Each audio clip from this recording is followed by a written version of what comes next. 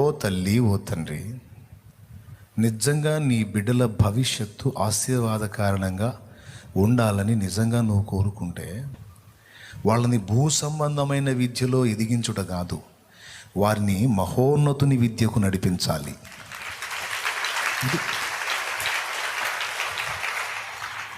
ఈ భూ సంబంధమైన జీవితంలో బ్రతకడానికి ఏదో ఒక విద్య కావాలి కాబట్టి చదువు అవసరమే. కష్టపడాలి, ఇష్టపడాలి, చదవాలి, సాధించాలి, కాదని నేను అనటల్లా. అంతకంటే శ్రేష్టంగా ఈ విద్య కంటే ముందు నీ బిడ్డల్ని మహోన్నతుని విద్యకు అలవాటు చేసి దేవుని భక్తిలో వారు ఎదుగునట్లు జాగ్రత్త పడాలి.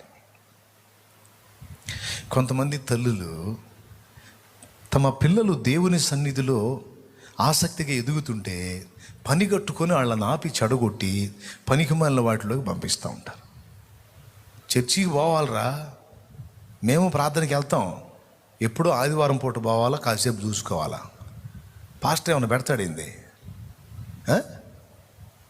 పాస్టర్ ఏమైనా తినిపిస్తాడంటారా? ఆహారం పైసలు ఇస్తాడా? పొద్దున్న లెగిస్తే అదే పిచ్చి అయిపోయింది నీకు.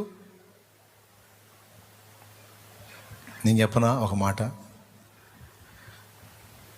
ప్రపంచ ప్రఖ్యాతిగాంచినటువంటి శాస్త్రవేత్తలలో పెక్కుమంది, ఏ మనుషుడు కూడా కనిపెట్టలేని వాటిని కనిపెట్టి ఈరోజు మానవ సమాజం మొత్తానికి అందుబాటులోకి తీసుకొచ్చినటువంటి వ్యక్తులలో 100 మందిలో 90 మంది బైబిల్ని ఎరిగిన వాళ్ళే, దేవుని అత్యంతంగా ప్రేమించి భక్తి చేసిన యోధులు, వాళ్ళు ప్రార్థనా పరులే.